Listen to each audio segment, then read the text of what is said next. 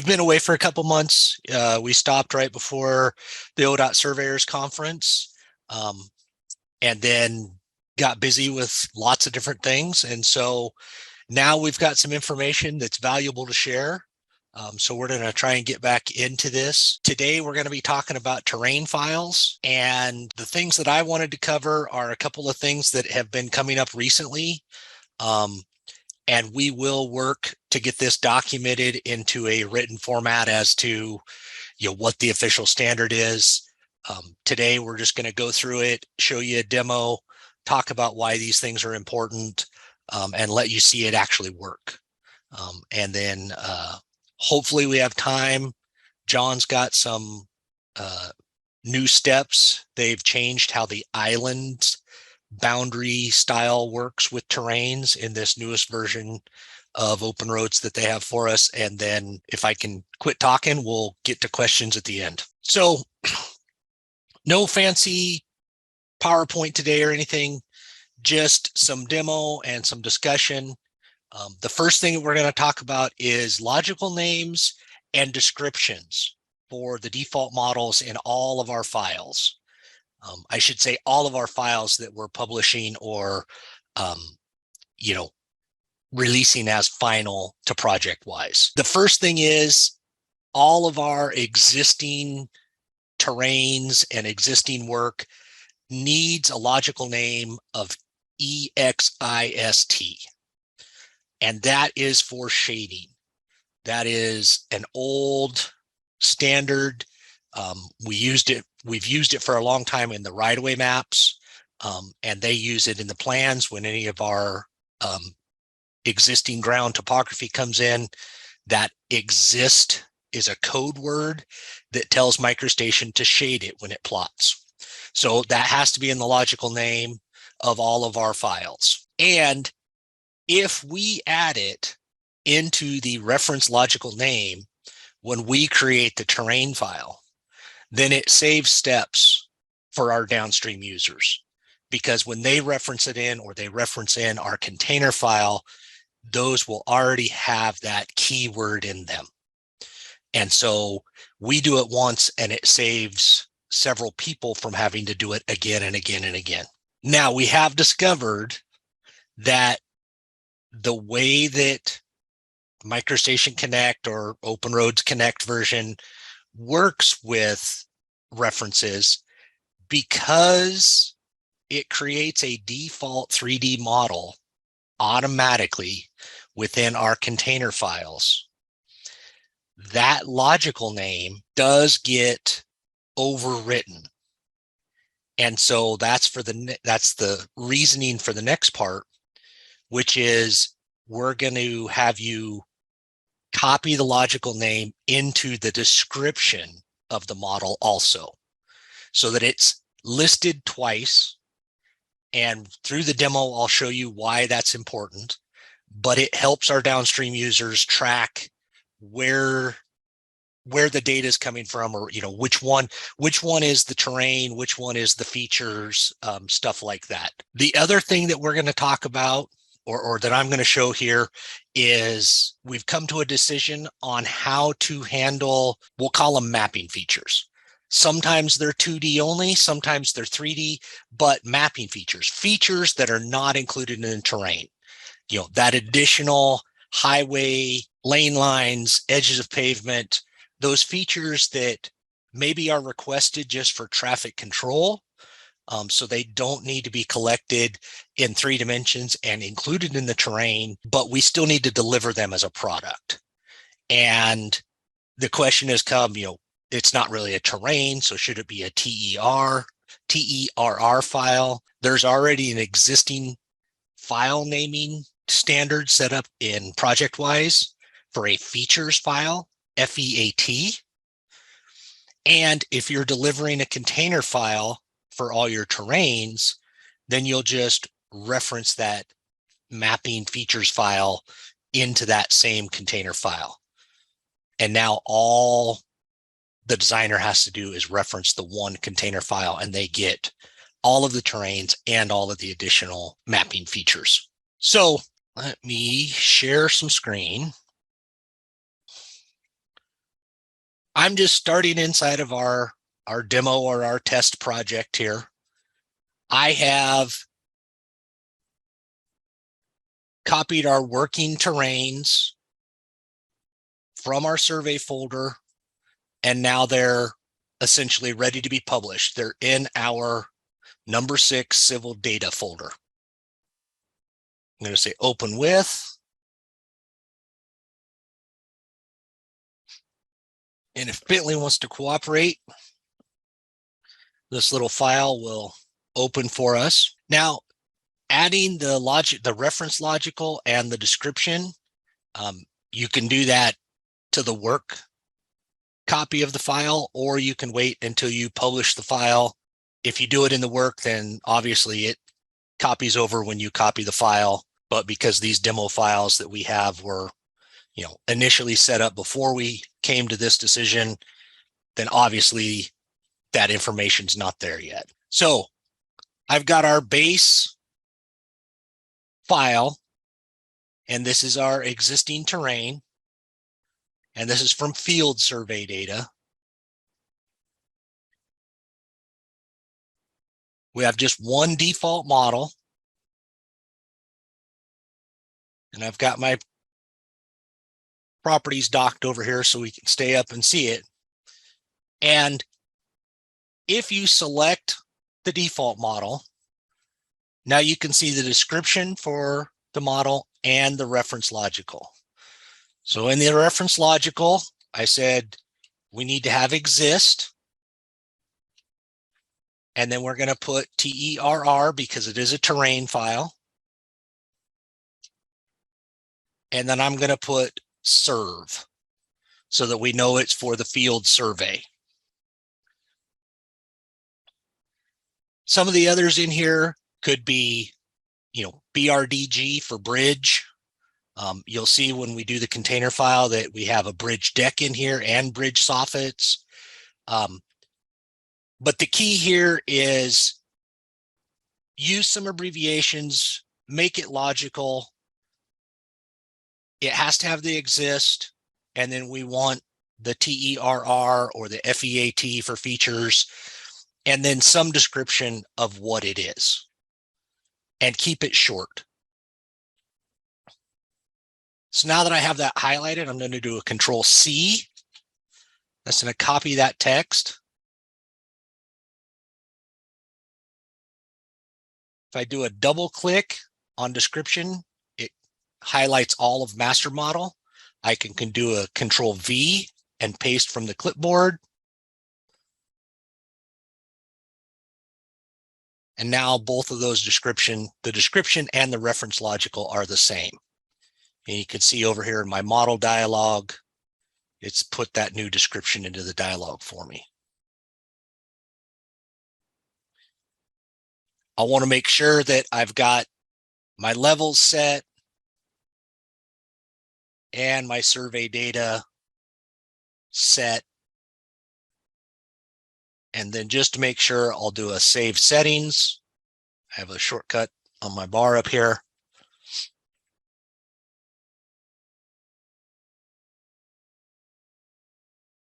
And when I exit the drawing, it'll ask me to check it back in.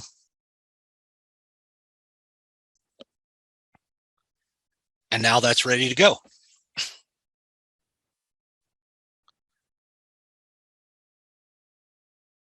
So now that I have all of my base terrains and my feature file ready to go, I need to make the container file.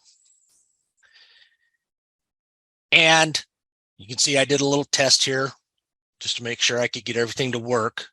We'll do it again so you can see all the steps.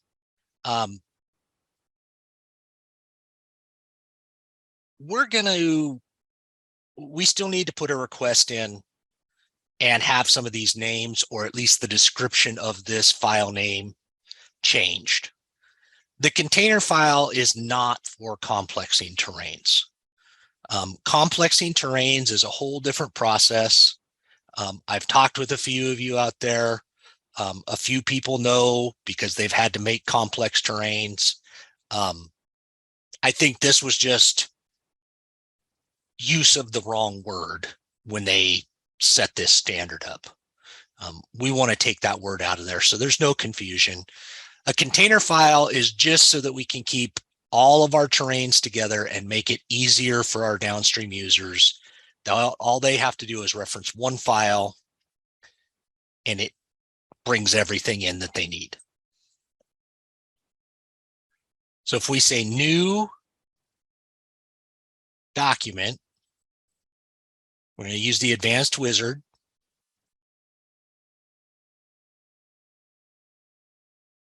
Yes, I want it in civil data.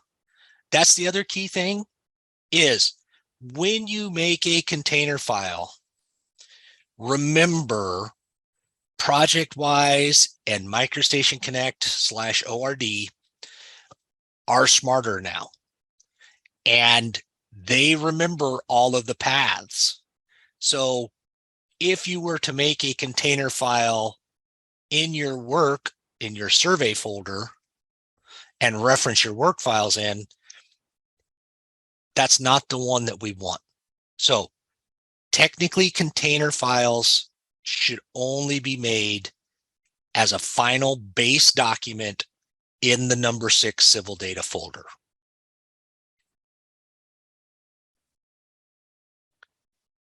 Now, because I'm making a new document, I need to select my template. Remember, we go to CAD resources, seed, and then we go to seed 2D. Container files are 2D, all container files.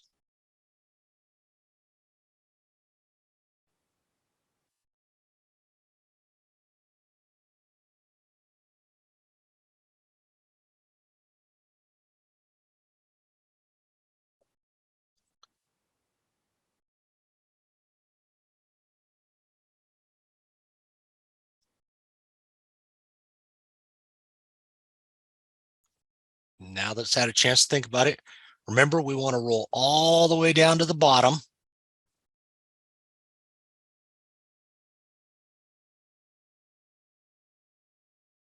And we want a survey terrain base container file.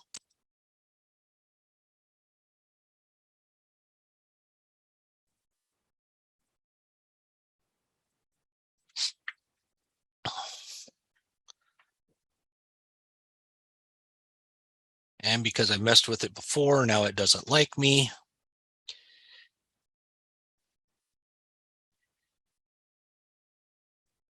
I'm just going to put a description in here that's special.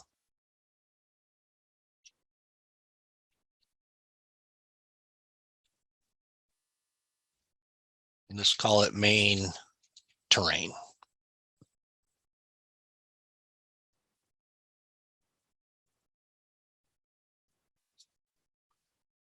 And remember, we always want to put the DGN on the end of the file or the document name.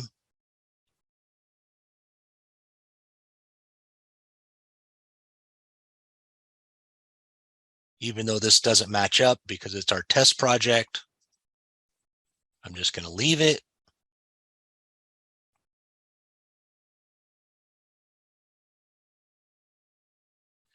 And now we have our new container file. Notice it doesn't have the little directory tree symbol on the side of the icon because it hasn't had any references made to it yet.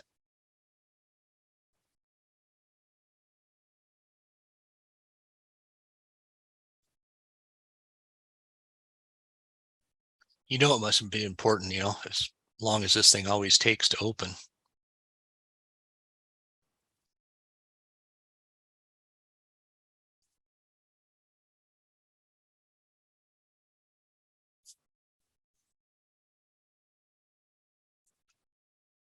Okay, it's almost ready. Okay, I have my cursor now. So just because we did it in the other ones, I'm going to follow suit. I'm going to say, well, the first thing I'm going to do is I'm just going to call this exist terrain container. I'm going to copy that.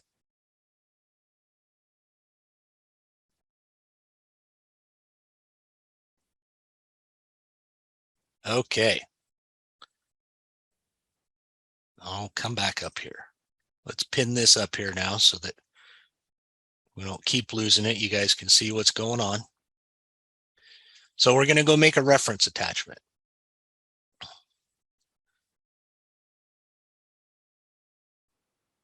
Make that a little bit bigger so we can see it. And just because this is a test project and I wasn't sure what eBase 1 was, I put this in as eBase 2. I know this is my field survey because I put a small description in there.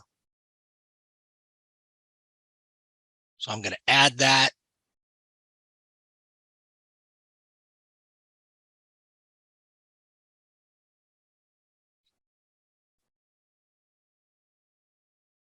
Notice that one was not the one that I modified, so it doesn't have the logical name in it.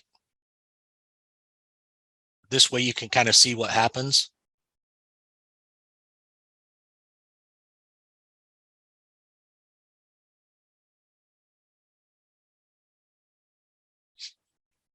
So there's our field survey data.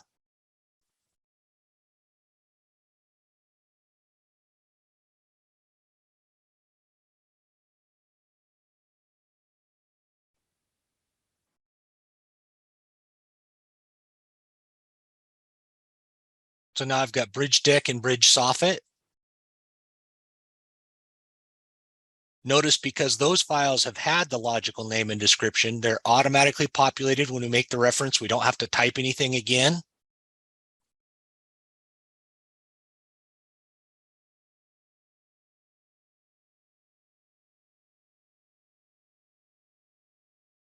There's our bridge deck and soffits. And notice in the references, because the description has been entered and it matches the logical, you get some duplicated information here, but after we complete the last step of this, you'll see why this is important. We've got one more file to attach, and that is our mapping features.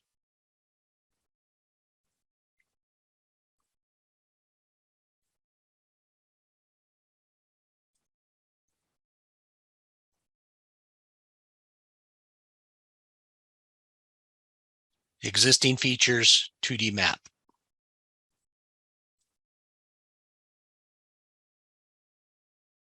Now we've got all those nice extra long lanes in there, all of that additional information.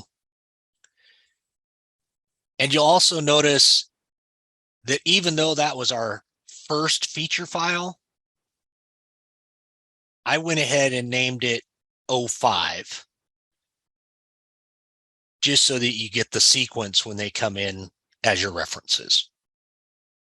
You can leave it named 01, or you can jump. There's no rule that says we can't jump numbers in that sequencing. It's just a rule of thumb that we start at 1, but I believe this is a good case where it is the fifth, or in this case, the fourth base file, but because it's an FEAT, it would have got a 01 rather than a 05.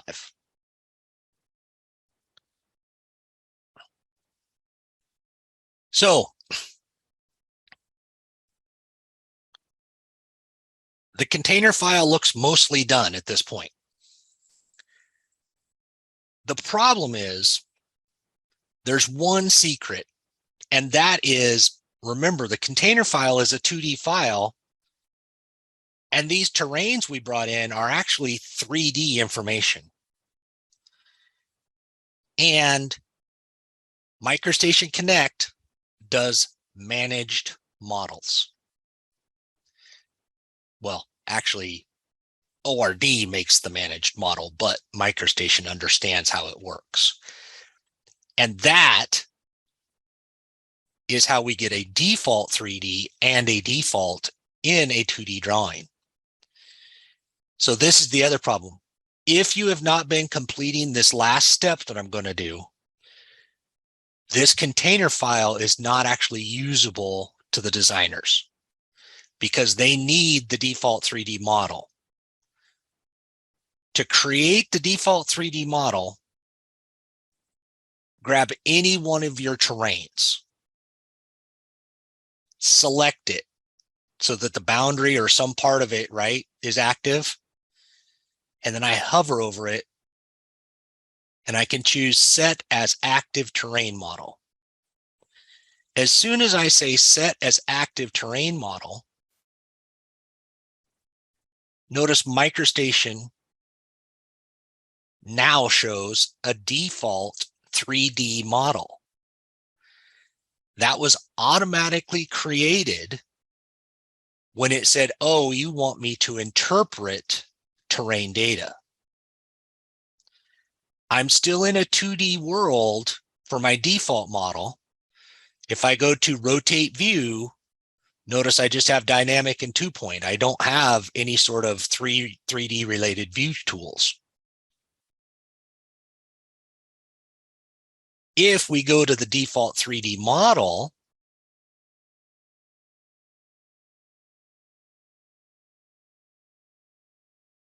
we're still in a top view, but also notice our additional 2D mapping did not come in.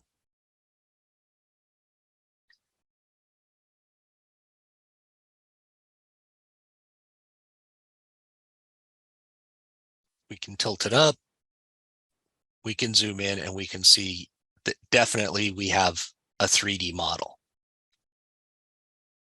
So that is the critical part to the container files, is you have to activate at least one of the terrains so that it creates the default 3D model. Now,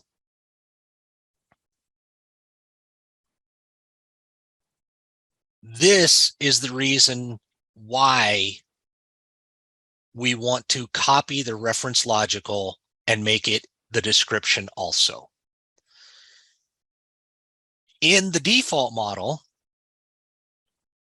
notice all of our logicals are what we have them entered as. But when we go to the default 3D model, because of the way the seed and other internal stuff happens, it changes that logical to just ref-1, ref-2. And so any ability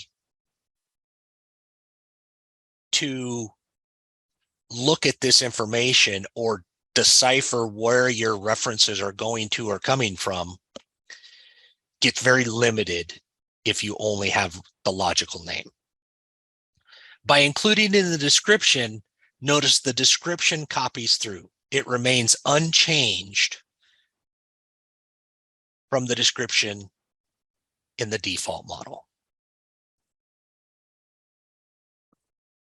And that also becomes critical when you're using this container file to create cross sections or profiles. Because if you are in one of those cross sections or profiles and you hover over an item, the ability to see that name helps you decipher what information you're looking at.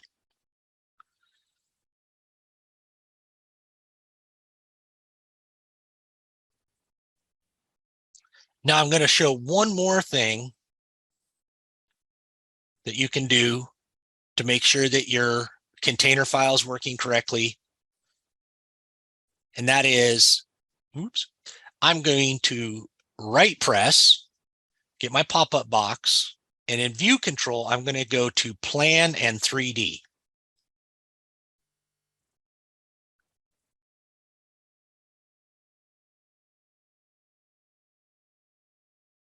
So I don't know if anybody's used this yet or looked at this, but remember we're still in a 2D file technically, but it's not so much the file that defines the information, it's the model. So our default model on this side is 2D, and MicroStation Connect has the ability to display a 2D view and a 3D view in different views. So the important thing about this, and this is a tool that some of the designers will probably be using, is they can interact with the 3D graphics and see how the 3D graphics are actually intersecting the terrain or other items, while they're using the standard tools in a 2D view. The other thing that gets kind of complicated when you start doing this is because they're different models and they're different views. Notice when I'm active in view 2, it says I only have 3 references because that's my default 3D model and it's 3D references.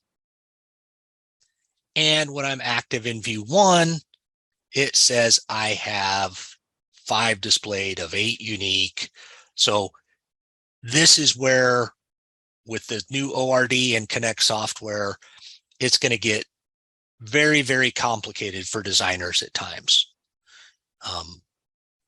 Because as you make more and more of these references, pretty soon you have 50 and 60 references. So when we create the container file and they use that managed default 3D model, that's what's going to keep it simple for them.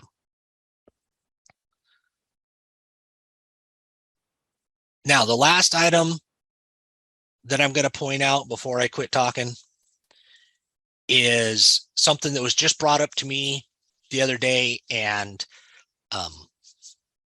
I had noticed this in the past. Didn't know if it was going to be a problem, but at least one designer has given us feedback that these filled shapes are troublesome.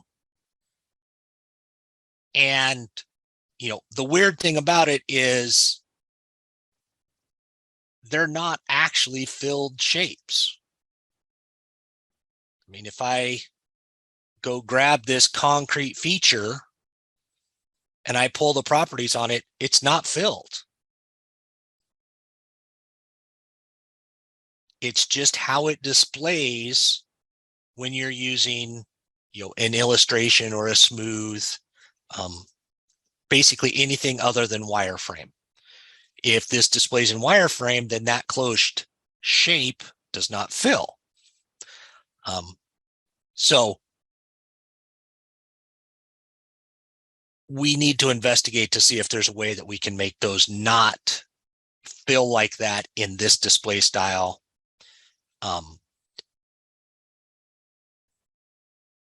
I have found a temporary workaround. So if you are working on a drawing and want those not to fill when they're in this illustration, get in touch with me. We can give you the temporary workaround. But my hope is we can come to a solution that still allows us to create, closed shapes, because I do believe that's the best way that we can map and use the data that we're collecting, but still display it so that it doesn't make this big filled pattern when we draw it in the DGN. Hey, Kevin, just to be clear on those are the ones that have actually used the close command, correct? Correct. Yep. So I don't have that drawing open, but yeah, in your field book, the last point. So in a rectangle, it's that idea that, if you survey 4 points on a rectangle, you only get 3 lines. So your 4th point has to have the close command to draw the 4th line back to the beginning. And then what that does is it actually makes it a shape rather than just a line string. You don't have to use the close command. You don't have to, but it makes it better. It's your survey field book close command on that. If you draw a closed shape in a point cloud, it does the same thing. Right. Even though the close command is not on the endpoint. Yeah, and it's because so you can see that there, it says generated by link codes. So that means the field book is actually going 1, 2, 3, 4, close, and its type is a shape. And where here, I'll explain it since we're getting in more detail. I can say it quickly. If you want to do this, talk to us. I can't do it because I'm reaching through the reference. But the workaround is on this single object here, notice it says from view display. You can actually change that to wireframe so that this one individual shape, no matter where it's drawn, how it's drawn, is always going to display as a wireframe. And then it will not fill in this view. Meaning we can still draw shapes, we can still use the close command, and it does not display that way. What I have to find is a way so that we can set that as an automatic standard for, you know, concrete, curb, sidewalk, EP, all of those things that, you know, generally we draw as linears, but I believe the right thing to do, just like this here, you know, it's a pad across the railroad crossing. You know, it should just be a square or a rectangle. So tell them to use a different display style. I did say that, but, and actually I can do that here. You know, one of the valuable parts of using this display style, oops, let me do that over here where we can see the dialog box, is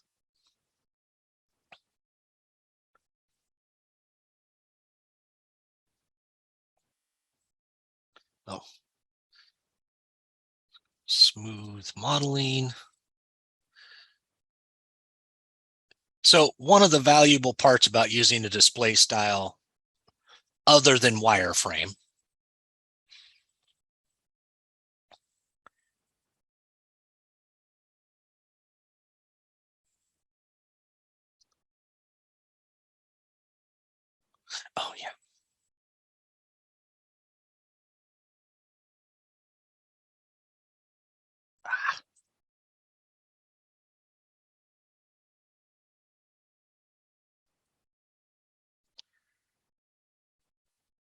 is then you can get,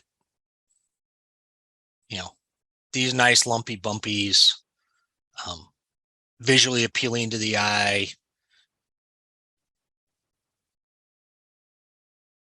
You know, I can turn things around, I can look at it, you know, because of lighting, I can see where highs and lows are, all that good stuff. So makes it a lot easier to see, like that mound. It just, you know, we don't know how our users work, but I want us to still be able to create closed shapes and use the close command. And whether or not, I mean, if we can do something in the automatic setup that makes it so they don't fill in like that with this display style, then all the better. Any other questions, comments? Hey, Kevin, since we're talking about container files, I just wanted to bring up the fact that downstream users do not have access to the survey fieldbook data in a container file. They can't go into the survey tab of your Explorer and get to the survey fieldbook. However, they can still see the data from the survey fieldbook. Yeah. So notice, yeah, we have no field books in here, but, you know, if I zoom in and we say, oh, what's this? Oh, we've got a signpost there. It's signpost, you know, point number 21895. Or I can, you know, I can say, oh, this is a guardrail. Okay, this is guardrail, do not triangulate E5. So yeah, they can get some of that information that we want them to have, you know, like if there was a description in here, or the attributes pair, they can see that. But they cannot actually manipulate anything off or on, or dig any deeper than that. Yeah, and that's what I was going to say, is that if, you only had one terrain file you were delivering for a project, you could still put it in a container file and deliver that container file with that one terrain referenced, and then they wouldn't have access to that survey field book. If you, for some reason, wanted to, I don't know, protect it for some reason, I don't know, but Correct. throwing that out there. So, yeah. The other thing that we'll mention terrain files is, obviously you can see, like I've left contours on here. We've had comments, we don't want contours on, we don't want triangles on, we don't want confidence points on. So John and I are working.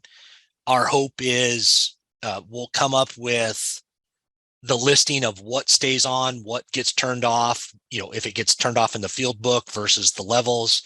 And we will make, we'll do our best to make a set of filters so that it's not always a go through level by level by level. It's just a filter you can turn on when you're ready to publish the data, basically. That is the plan. So we really do need to get that documented and out there. We're starting to see more use. The designers are actually using our products. I don't think many have been used yet. If you don't have any more questions for me, I will. I have one quick question, Kevin. Go for it, Sean. So in the logical name, you're putting existing in all of the deliverable files, and then you're placing those in a container file. And the container file still also needs to have the logical name of existing. Is that what I'm hearing? I'm not sure about that. Okay. I did it for safety's sake. I don't think that it does, but I did it just for habit. Oh, I'm making an existing file. I better name it. All right, cool. Fair enough. I believe my opinion is I don't think it needs to be there. I'm just doing it for habit forming purposes. Whew, that was a tough word. So, John, did you want to talk about your part now? Yeah, I'll go ahead and talk about islands real fast. So I did a webinar on islands. I don't know. It was before we transitioned to the latest version. And I never got it edited, thankfully, because the process has now changed with our latest and greatest version upgrade on islands. So most of you in Region 2 may know about this already because Evan's the one that came to me with it and couldn't get his islands to work. So let me share my screen. If I remember how to use Zoom, it's been a while. Yeah. So you should be seeing my screen. Let me get this out of the way. All right. So in the previous version of ORD, you could create an island without being in a void. So Bentley's definition for islands, this has not changed. This is how it was in our previous version as well. But their definition for an island is an area defined by a closed shape that demarcates a region of data wholly within a void. And then they give an example of islands in the middle of rivers, lakes, etc. Or it could be, ADA ramps or interchanges or culvert crossings. But their definition, again, hasn't changed since the previous version, but it was supposed to be wholly within a void. And in our previous version, you did not have to have it within a void. So must have been some kind of bug or something that somebody's reported. So now it's been fixed in the version that we currently have. So to do islands now, everything has to be within a void. So I'm just showing here, this was the previous example that I used. We had a bunch of culvert crossings. I took these generic lines that surrounded these little pocket DTMs and turned them into islands using my terrain commands, add features. And then I set those generic lines that went around these different pocket DTMs as islands, and all my triangles disappeared. That is no longer the case with the recent version. So let me open up a new file that was created with our current version.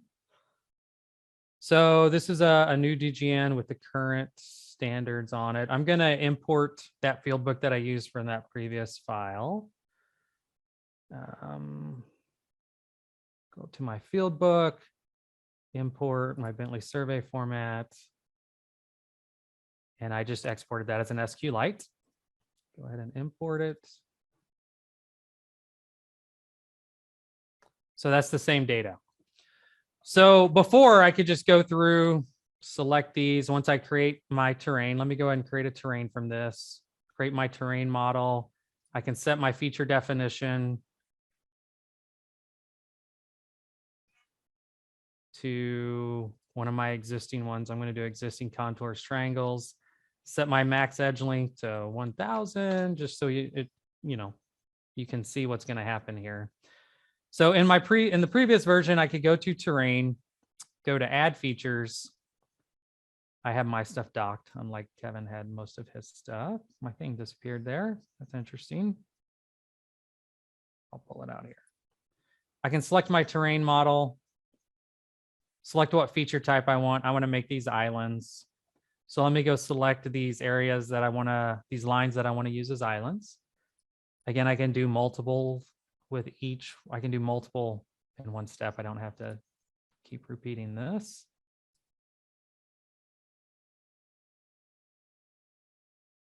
Oh, I don't think I got that one.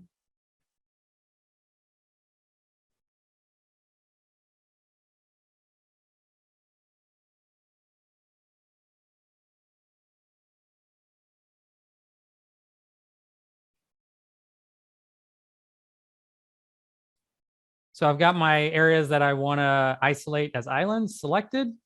So it's asking me to reset when done. So I right click and set my feature type. So I need to accept that as an island, and nothing seems to happen. So in our previous version, that's when it would work, as long as we didn't have an exterior boundary in here. But now it's not. So we have to put a interior boundary around everything. So what I'm proposing to do is to do a graphical element and import that into our survey field book. So I can just go grab my line tool, smart line tool. I can draw a line around this area that I want. And I can go over here to my all linear features in my survey field book. I can right click on that and add graphic linear feature. And I know that I have really pushed back on adding graphic linear features in the past, and I still do that. There are some instances though where it's useful to have, and this could be one of them. So I'm going to right click, add graphic linear feature. It's asking me to identify my element. So I need to left click on that element. It highlights it, accept or reject. So I want to left click to accept. And it's going to add it in my other window, of course. There's my survey details. No, it's not. It's not even open. So let me open up my survey details.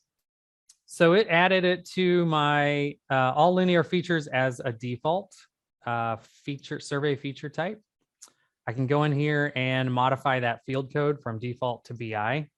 I also need to set my terrain model attribute to determine by feature definition.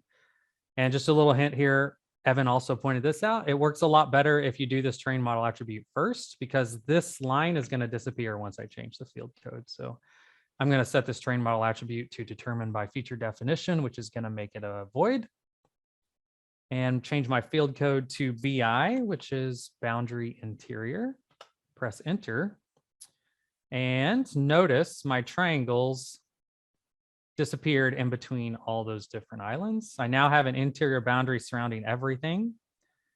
I can go in and turn that off. It's not showing up because my perimeter is my terrain perimeter is covering it. But if I go turn that off, it'll show up. And I now have my islands. And if I didn't want to display that in my deliverable, you know, I could just go turn it off in my field book. It's off, but yet my islands are still working. So that is how you work with islands in our latest release. Has anyone used islands in the newest one? Yeah. Well, if you get into it and you have issues, let me know. Oh, I see something. Not I. Okay. Well, that's the fix, or it's actually probably operating how it's supposed to now. And our previous version was the bug, but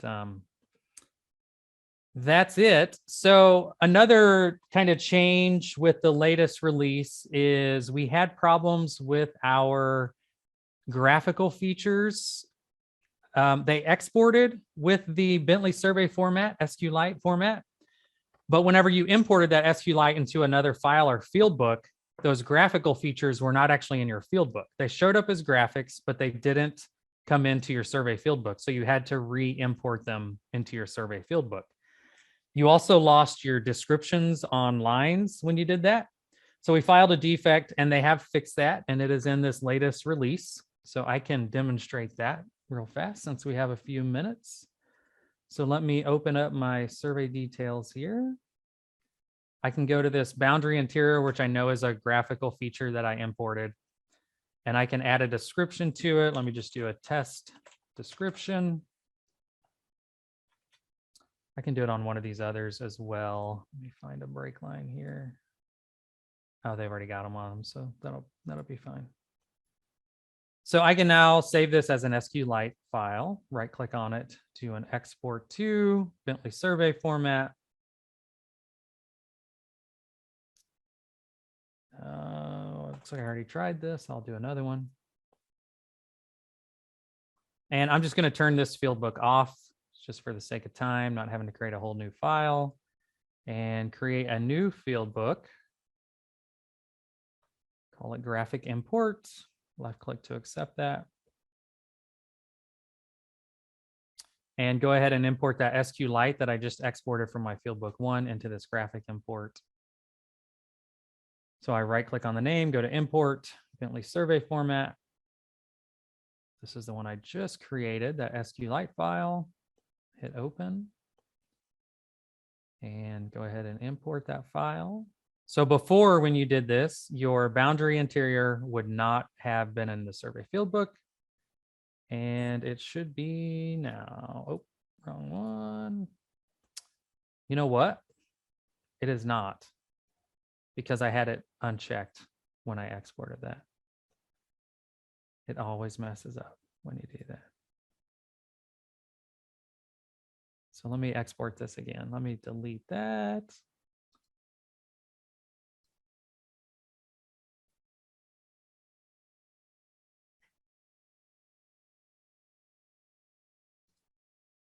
Export it again. Gonna overwrite that one. Re-import. I swear I did this before and it worked. So yeah, it now has imported. I have my BI, my boundary interior that I imported from graphics before. If I go to my details and look at that, the description also came across. So they have fixed that in the latest, in our version. So any questions on that? I haven't asked you yet, John, but did you notice if they fixed the VBA macros? They have Or is not that- fixed the VBA okay. macros. Yeah, not yet. Okay.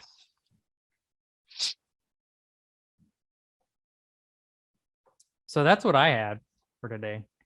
Well, thank you. Now we've just got 5 minutes for questions. Perfect.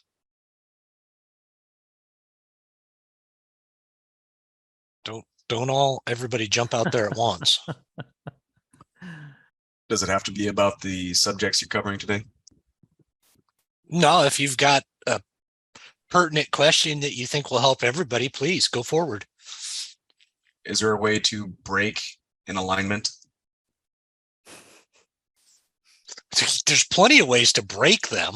I mean, like if you have a long alignment, I guess, and you wanted to break it because you got two projects that are separated by some distance. And initially you drafted the entire record alignment, but two ends don't fit. So you want to snip the middle out. It might be a tough question on the spot, but at least for 4 minutes. Yeah. Nothing comes directly to mind. I will say you do not want to use any sort of the graphical trim tools with geometry elements. That can cause bad effects. But because go ahead. Sorry. no, go ahead, John. No, go ahead. You were in the middle of I was just going to say, I mean, because the alignment is built of civil graphical elements,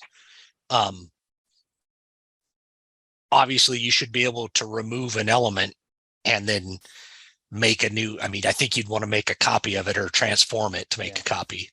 That's what I was about to say is it seems like you would have to transform it to make a copy of it. Right. And then just delete out, you know, either end of, you know, the opposite ones. Right. Right. So, yeah. I found once you start deleting off the ends, it breaks the rules. Hmm. You lose your ruled alignment. So Yeah. that was one thing that I've just been having trouble with already is once you make that complex, it's pretty difficult to make subsequent edits after that point. I mean, you can move, you could rotate it, but some of the other edits no longer seem to be available, at least not that I've really been able to find easily. Right. And that's, and I will say the first time I saw an ORD file corrupt, it was because of trying to manipulate a geometry, you know, extend, trim, whatnot. And once the civil data goes corrupt in these files, there's no recovery. You have to go back to a prior version. I made a little discovery in ProjectWise the other day. If it is set to read only, you cannot do open with. Correct. Yeah.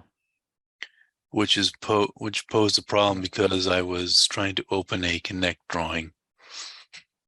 Yeah. And it's going to open with V8i if they haven't went and changed it. Yep, because we to haven't the file default. type. Yeah. Which you can't, I shouldn't say that. You can go set what it opens with in the ProjectWise file, right? So the owner of it has to do that though. Yeah. Yeah. And Lenny wasn't too thrilled with the idea of changing ProjectWise. Yeah. Yeah, I just learned that myself today because I was like, well, why don't these have the little microstation symbol on them? I was Mhm. breaking some rules on that. You can see I'm the creator. So Right. And that is well, and then this is how I did myself in too. I was playing with change state and then notice it's not a pencil anymore. Yeah, it's pretty dangerous to go play with this stuff. yeah, you can, if you go into the, well, maybe I shouldn't even say it, but well, I'm not even going to say it. So yeah. Her solution was you open another file or create a dummy file and just reference it in. Which seems like a lot of work. Yeah. Yeah, I would. And that is, well, we're going to have, well, we're out of time and I get off on tangents.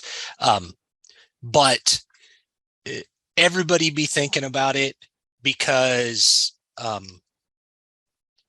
the way that we manage files and we put files in ProjectWise for V8i and inroads is not obviously the optimum way to do it for open roads. And we have a naming system and rules set up for how we did it with inroads. And I think as we get further down this and people start actually using open roads for more production, I think we're really going to have to address how we manage our files with ProjectWise. But we're not there yet. So with that, we're out of time. unless anybody has any last minute things.